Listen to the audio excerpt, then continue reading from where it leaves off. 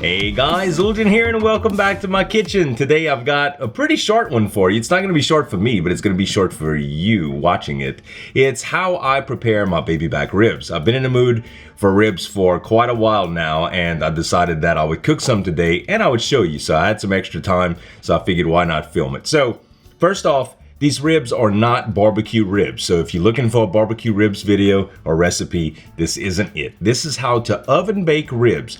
I lost the opportunity to grill a little while back. My grill kind of fell apart in the yard because I really don't have anything to cover it. And I'd kept it for a couple years and it's just total loss. And in all honesty, I'd rather my ribs this way. I'm really finicky about barbecue sauce. There's only a couple different types of barbecue sauce that I really like around my hometown. I really don't like sweet sauces on my meat at all, so that pretty much alienates 99% of the barbecue sauces out there. But this is not a sweet recipe. It's also not a completely dry rub.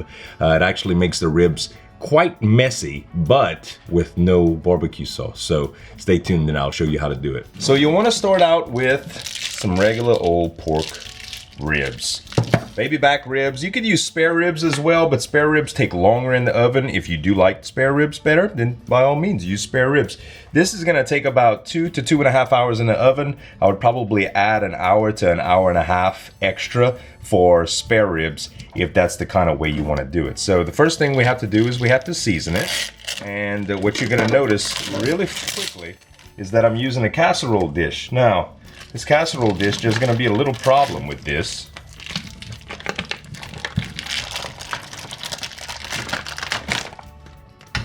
I got too much ribs and not enough dish, man.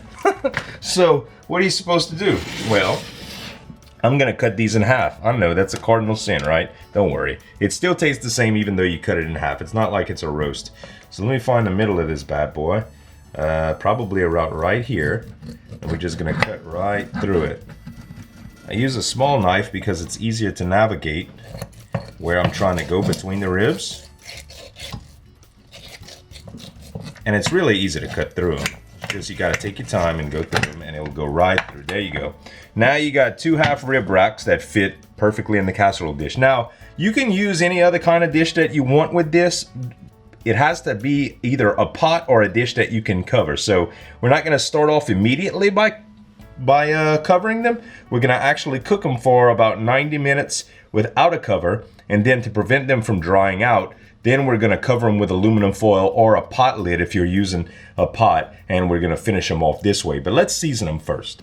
So the first thing we want to do is add salt. You want to add salt first so that it actually sticks and it doesn't get too far into the rub, because it's going to get really messy here first. You can season the underneath as well. I usually do. It's preferred, but some people just season one side. They season the meaty side or the fat side, so to speak. I use black pepper in almost all of my dishes. It's kind of a bad thing with me, but I rather black pepper than red pepper. I really do like the taste of it better.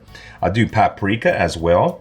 Paprika gives it a little bit of a smoky flavor without adding anything too artificial like liquid smoke. You'll find a bunch of Cajun dishes actually that they use a lot of paprika. In fact, if you go into any of the supermarkets around here, you'll look at a piece of prepared meat that the meat department has and you'll be like, man, they put some red pepper on that. And actually, it's not red pepper. Now I'm adding onion powder. And you can add plenty of this. I just like the taste of onion powder a lot. And garlic powder.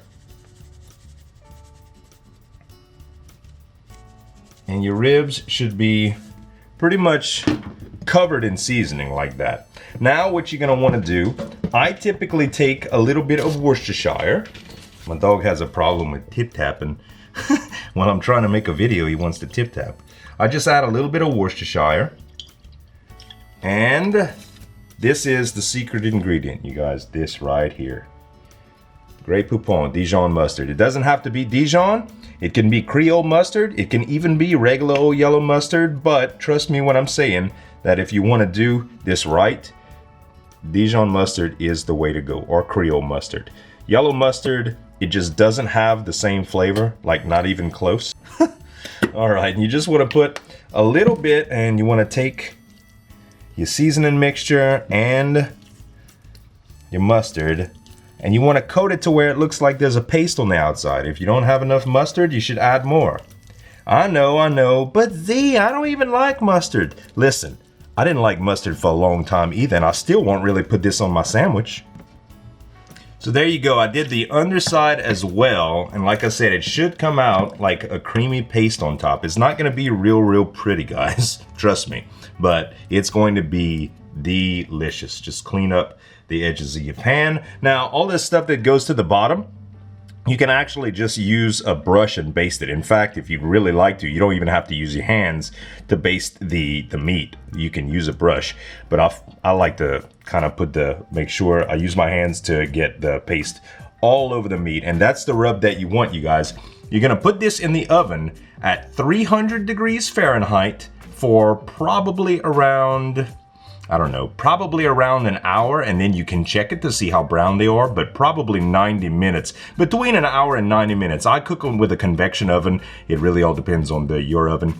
But 60 minutes to 90 minutes at 300 degrees, and then you're going to cover it and cook it for another hour until the meat is falling off the bone.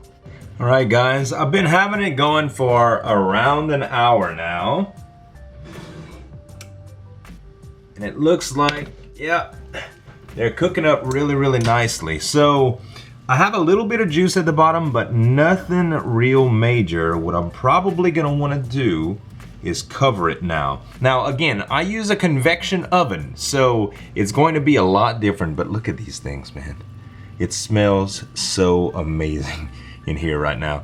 So what I'm gonna do is I'm gonna cover it up with tin foil. Yeah, the convection kind of adds to the dryness of it all. You want to be very careful doing this, by the way. Your casserole dish is hot. And there we go. It's all covered in tin foil now. We're going to go ahead and set it back in the oven. And if at any time you feel like your ribs are cooking too fast, make sure to lower the temperature. Like I said, ovens will be different, you know. I'm going to go ahead and set it for another 60 minutes here. And we'll check it out when it's done. All right, guys, the time has arrived. We've been cooking for probably 2.5 hours altogether. The ribs have been in the casserole dish in the tin foil. And let's see how they look. Oh, baby. So now we got plenty of juices at the bottom. Let's see how tender they are. Now, there's a lot of gristle at the bottom from the ribs, but you can see when you lift up the ribs like that, you see the bones, how they're just coming out like that? You can just pull these out. Like, it's a little too hot for me to do it now, but you can just pull these out. Let me see if I can latch on the one with my fork and knife and just show you. See that?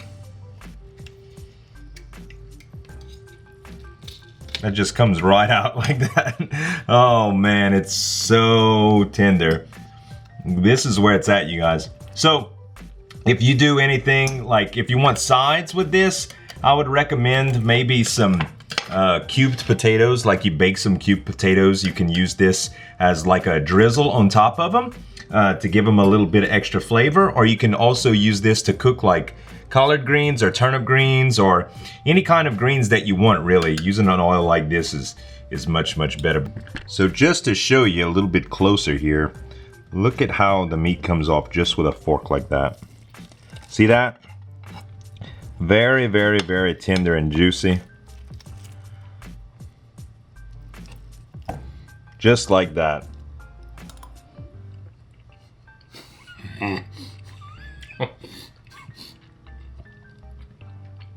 I'm gonna blow your freaking mind. Thank y'all so much. I hope y'all enjoyed the video, and we'll see you next time, guys.